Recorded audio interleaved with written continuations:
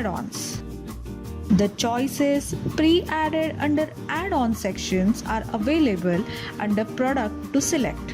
For example, if your product is pizza, then add-on can be extra cheese, toppings, dips, beverages, etc. To make add-on choices, first you need to update add-on list for your products. Add the header or title for that particular add-on group.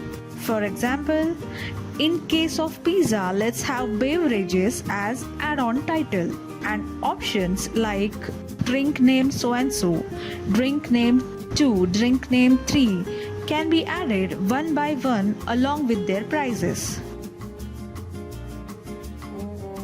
These saved add-ons are available for choices in add-on tab under every product. Select the suitable and go ahead.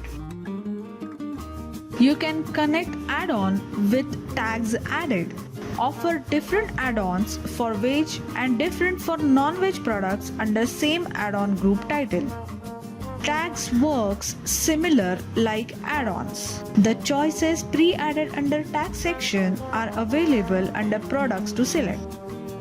Product can have different filters depending on the texture, color, flavor, size, weight, gender, and these filters can be added through tags.